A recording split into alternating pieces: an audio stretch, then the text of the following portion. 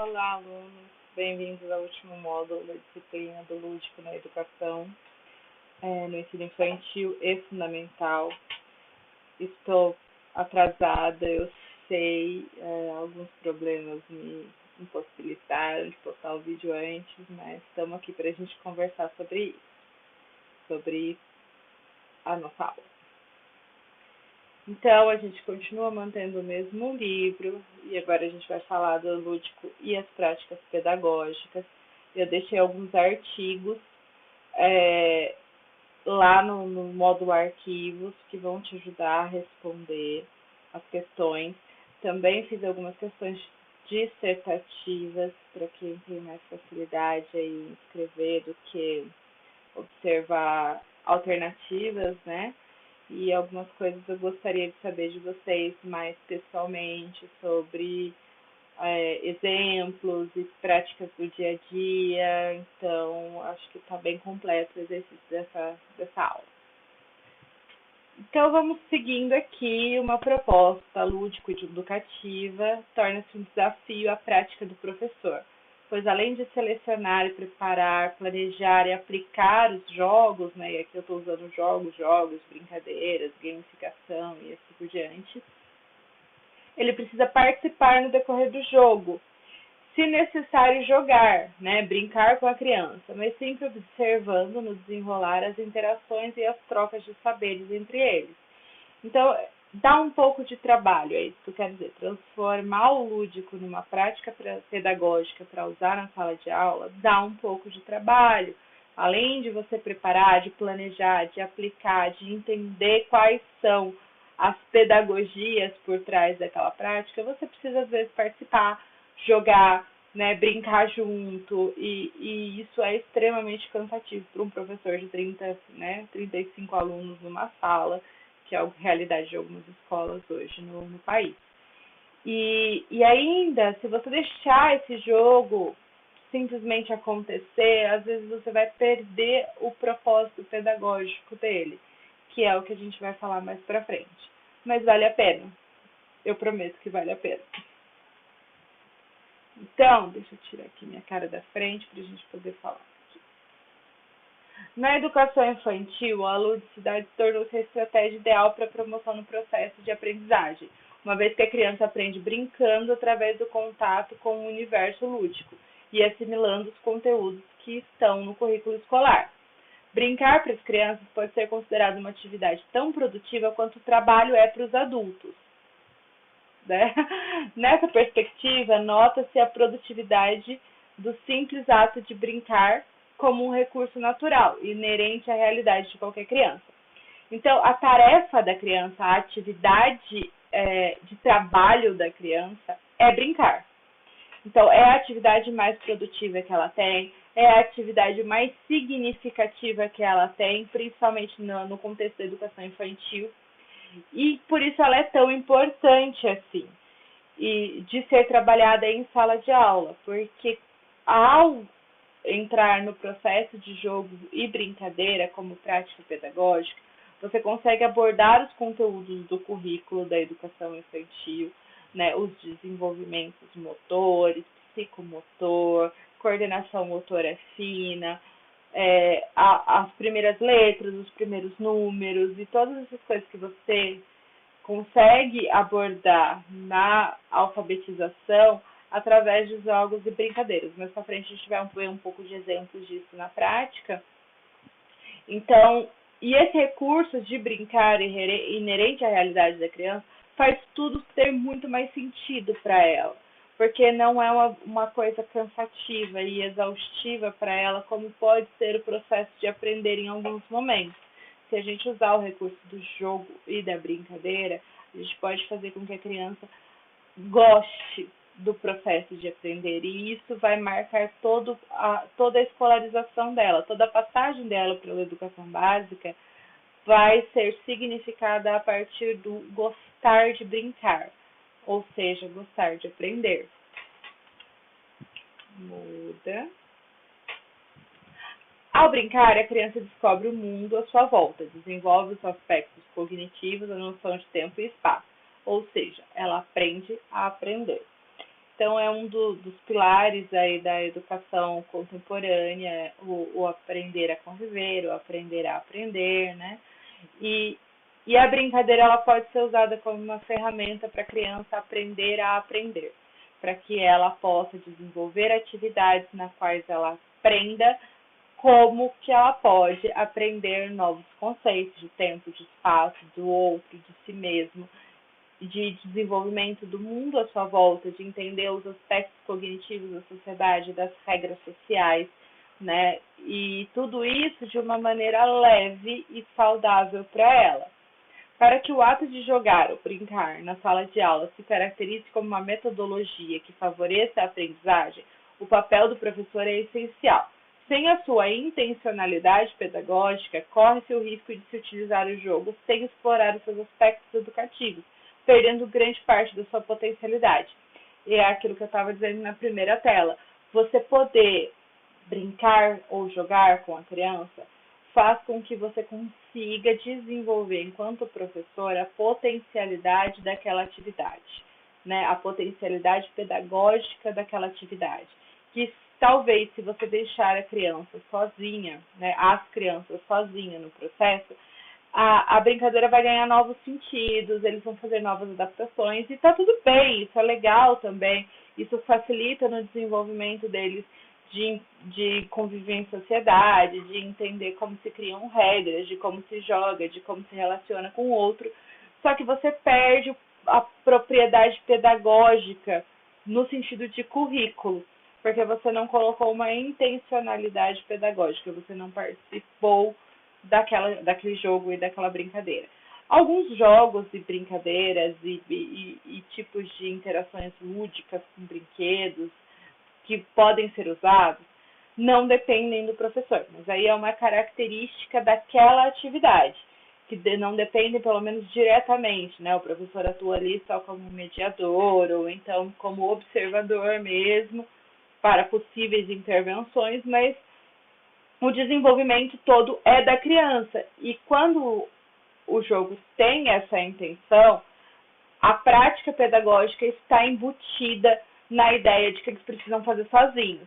Só que se na intencionalidade pedagógica o professor precisar fazer parte do processo, é nessa relação do professor no processo que se dá o ensino e aprendizagem através da brincadeira, né, que é uma metodologia ativa que a gente vai ver mais um pouquinho ali para frente. Então, a proposta pedagógica das instituições de educação infantil deve ter como objetivo garantir à criança o acesso a processos de apropriação, renovação e articulação de conhecimentos e aprendizagens diferentes, de diferentes linguagens, assim como o direito à proteção, à saúde, à liberdade, à confiança e o respeito à dignidade, a brincadeira, a convivência e a interação com outras crianças. Então, isso é do Estatuto da Criança, é uma das versões dela, né? E você pode ver que lá prevê que a educação infantil use a brincadeira.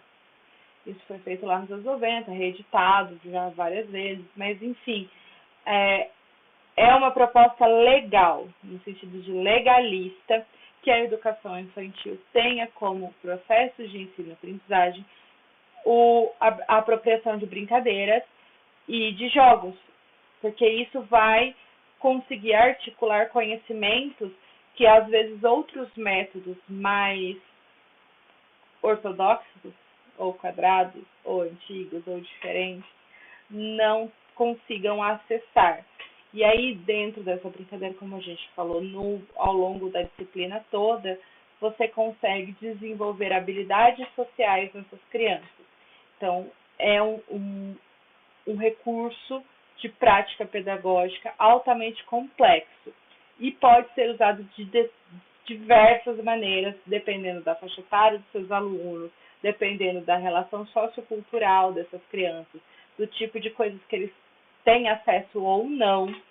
Então, nesse sentido, a gente usa dentro de um contexto regional, social e econômico, a brincadeira e o jogo para desenvolver tanto os aspectos psicossociais da criança como os aspectos cognitivos de aprendizagem, né, pedagógica.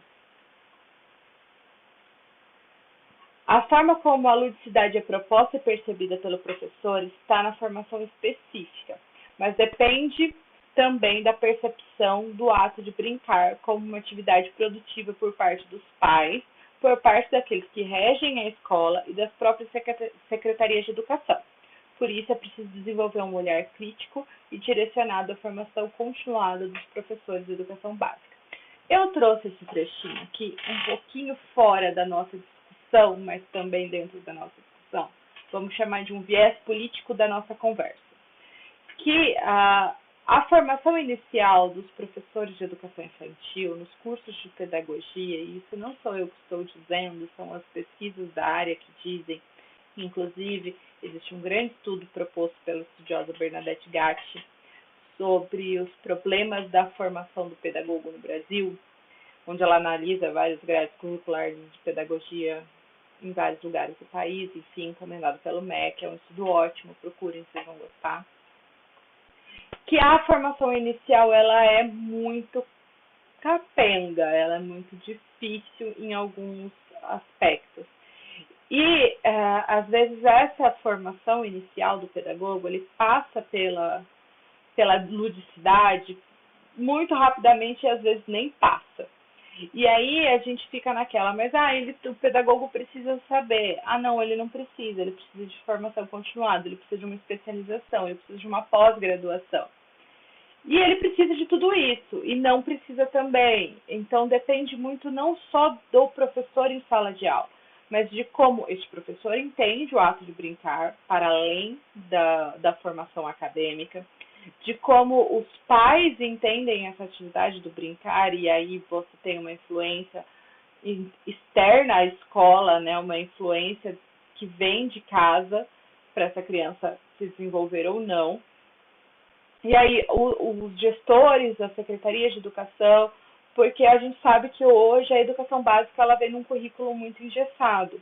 A nova BNCC ela veio para isso, para nos dizer exatamente o que a gente precisa fazer dentro da sala de aula e como a gente precisa fazer e de que jeito a gente precisa fazer.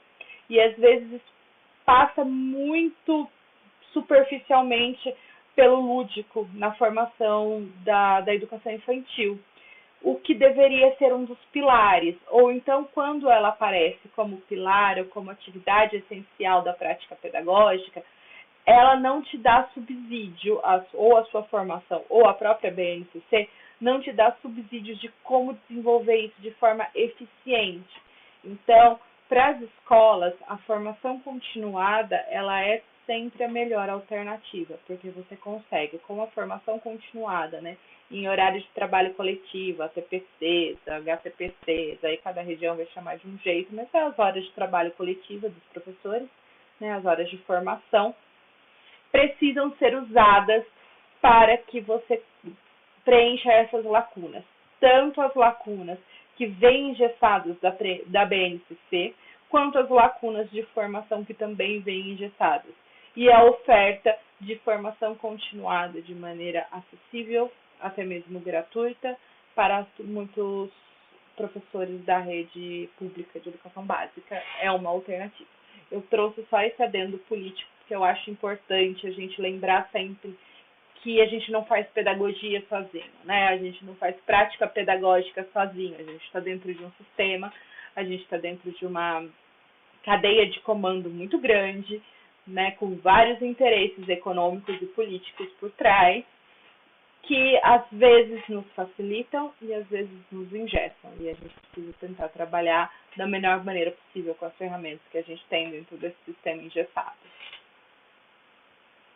Então, com os jogos e brincadeiras dentro do espaço escolar, as crianças vão assimilando o que aprendem nessas ações com os conteúdos que estão no currículo escolar, o que ocorre de forma espontânea e natural.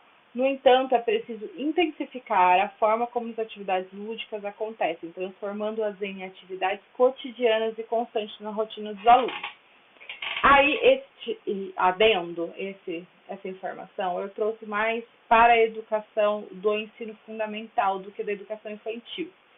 Por quê?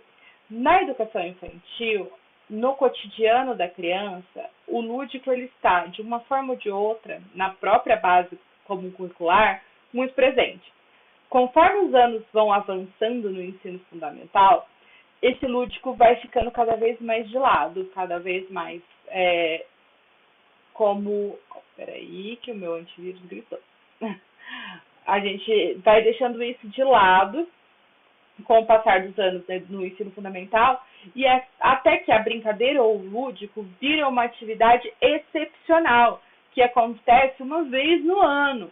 E aí, quando a criança vai ter contato com isso de uma maneira tão esporádica, assim, uma coisa que não faz parte do cotidiano de aulas dela, não faz parte da rotina da escola, não faz parte da rotina dentro da sala de aula e dos conteúdos programados, vira uma atividade completamente diferente, porque ela está tão empolgada com aquilo, porque aquilo é diferente, ela vê que aquilo é uma maneira de extravasar o quadrado da sala de aula, que a gente perde completamente o controle do que está sendo implementado, dependendo do ano, dependendo da turma. É claro que isso aqui depende de vários poréns, mas de uma maneira geral, se a atividade lúdica, né, como prática pedagógica, ela é lançada muito aleatoriamente dentro do conteúdo, né, de um ano letivo, você pode perder um pouco do sentido e dos significados que aquela prática vai ter,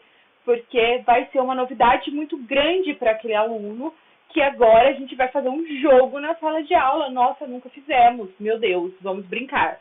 E aí ele vai aproveitar esse tempo como extravasar, como sair do quadrado pedagógico, e as intencionalidades ficam um pouco deturpadas. Por mais que você consiga aplicar a atividade, se essas atividades lúdicas não são uma rotina, e aí quando a gente diz rotina não precisa ser todo dia, é claro, mas ela precisa ter uma constância, ela precisa aparecer em alguns momentos, não só uma vez ou outra esporadicamente, sem uma lógica de tempo entre elas.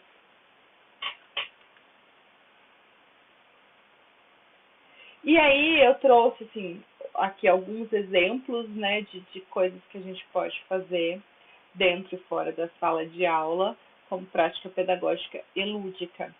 Então, nas séries iniciais, devem ter seus conteúdos trabalhados e relacionados à identidade e autonomia. Nos anos finais, a complexidade de abstração deve ser aproveitada ao máximo, com jogos e brincadeiras que estimulem esse raciocínio lógico, a inteligência emocional e o trabalho em equipe. Então, de cada etapa de aprendizado, e aí a gente puxa muito do Piaget isso daí, você precisa de um tipo de didática lúdica diferente. Então, você pode fazer teatro, por exemplo, com umas crianças menores das séries iniciais, né, da educação infantil. Pode, mas ele vai ser completamente diferente do que, por exemplo, você trabalhar o teatro dentro de um 9º ano, dentro de um 8º ano, quando eles têm uma capacidade de abstração muito maior, eles têm um raciocínio lógico, uma inteligência emocional muito maior. E a mesma coisa, por exemplo, você pegar uma massinha, que eu estou pegando os exemplos que eu dei ali, ou a pintura mesmo, né? Pintura com dedo, pintura com tinta, pintura com lápis de cor, enfim, algum tipo de pintura. Nas séries iniciais e nos anos finais, isso vai ter uma diferença pedagógica muito grande. Então, cada tipo de jogo proposto tem uma faixa etária onde ele será melhor aproveitado, não que ele não possa ser usado em outras, mas ele sempre vai ser planejado, feito intencionalmente para determinada faixa etária, pelo menos no para seu maior aproveitamento. E isso a gente vai chamar de gamificação nas metodologias ativas. A gamificação está muito presente agora nos cursos de metodologias ativas, as didáticas ativas, e faz parte do dia a dia delas, né, das metodologias, principalmente nas horas de lazer. Sendo assim, esse é um outro recurso que pode ser trabalhado de forma pedagógica para ensinar conteúdos. Afinal, além de incentivar o interesse, o uso de elementos como áudio e vídeo também é uma forma de ajudar os alunos não só a memorizar, mas a internalizar os conhecimentos. Por essa razão, inclusive, crianças maiores e até jovens podem aproveitar essas ferramentas de metodologias ativas. Eu trouxe a gamificação justamente como exemplo, porque parece, pelo menos, né, ao meu ver, sempre fica muito mais claro como você usar o lúdico na prática da educação infantil do que para crianças maiores, principalmente no ciclo 2. E como a nossa disciplina ela abrange, né, o ensino fundamental de maneira geral, o fundamental vai até o nono ano. No nono ano, ele já tem 14, 15 anos. Então, às vezes é difícil pensar um lúdico para essa faixa etária. E a gamificação, ela pode ser tanto de games, de jogos, né, de tabuleiro, de equipe, como uma gamificação pode ser de games de tecnologia, né, de tipo de joguinhos de computador, de celular, esse tipo de jogos que as crianças adoram. E existe hoje, assim, vários desses tipos de jogos para práticas pedagógicas, para sala de aula, para conhecimento. Jogos de quiz, jogos de fases, né, que você acerta e passa para a próxima fase, cumpre um desafio e passa para a próxima fase. Então, esse tipo de ferramenta é uma ferramenta lúdica, é uma prática pedagógica para ser usada em sala de aula, sim, dependendo, lógico, dos recursos que você tem para usar.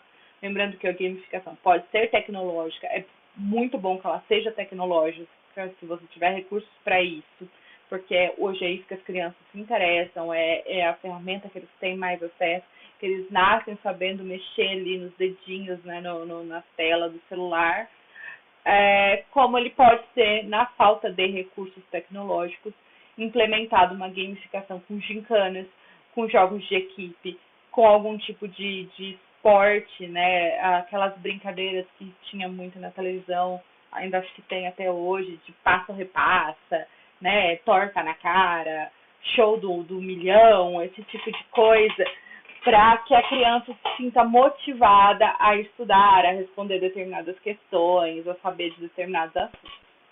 Então, por agora, é isso que nós temos. A gente encerra aqui a disciplina, depois dessa etapa, só a avaliação final mesmo. Espero que tenha sido produtivo para vocês. E bons estudos e até mais.